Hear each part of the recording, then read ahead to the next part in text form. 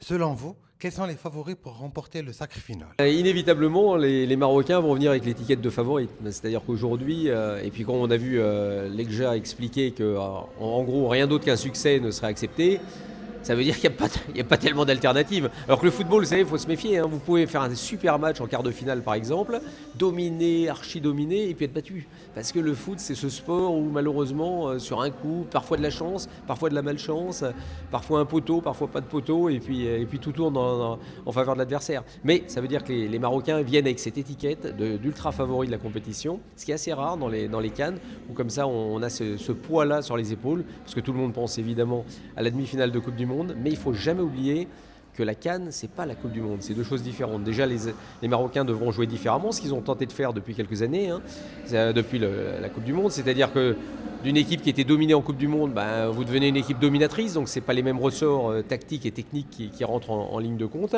mais eux, ils vont devoir s'adapter à tout ça.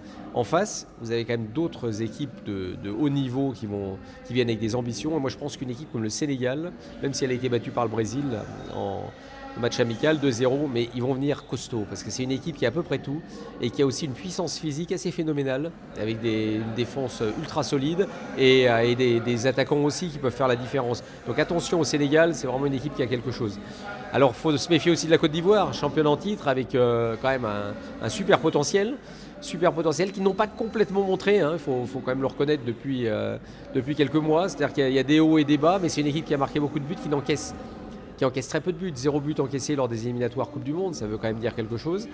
Et il faudra se méfier de ces Ivoiriens. Puis après, vous avez les équipes qu'on connaît, qui seront toujours là. Le Nigeria, attention, parce qu'avec le potentiel qu'a le Nigeria, tout est possible. Vous avez l'Algérie, attention à l'Algérie. Moi, je pense que défensivement, ils ont un petit problème quand même. Mais je trouve que depuis quelques temps, j'ai l'impression qu'ils ont trouvé quelques petites choses. Donc l'Algérie, les Tunisiens, je pense qu'ils seront un petit peu léger pour gagner la compète. C'est une équipe qui est toujours présente, qui se rate quasiment jamais, mais qui au moment de conclure, comme il manque un petit peu de talent individuel, ils n'arrivent pas à franchir ces derniers obstacles, donc ça va peut-être être un peu juste pour eux. Et puis vous pouvez toujours avoir des surprises sur un match à partir des quarts de finale. Regardez la RDC, l'AF-Sud qui joue plutôt pas mal au football et qui avait créé la surprise la dernière fois en finissant 3e. Donc il y aura quand même pas mal d'équipes qu'il faudra suivre. Mais le Maroc arrive avec cette étiquette de favori. Que pensez-vous des infrastructures marocaines? Alors déjà, ça va être une compétition organisée dans des conditions assez exceptionnelles, parce qu'il faut quand même le dire, la qualité des terrains, la qualité des infrastructures, la qualité des installations pour les équipes. On a vu que toutes les équipes vont être logées dans des hôtels très, très haut de gamme. Donc pour ça, j'allais dire qu'en Afrique, on ne peut pas faire mieux. Ce qui va être donné, et puis j'allais dire en Afrique, même en Europe, partout, les infrastructures sont tellement incroyables que on ne pourra absolument rien dire sur ce plan-là, et c'est important parce que ça met quand même la CAN à un très haut niveau. Ça s'était très bien passé en Côte d'Ivoire, faut le dire quand même la dernière fois, mais évidemment ici c'est encore un niveau au-dessus puisque il y a eu quand même un investissement de fonds qui a été fait depuis très très longtemps, et puis on voit avec la construction de nouveaux stades dans des conditions assez incroyables.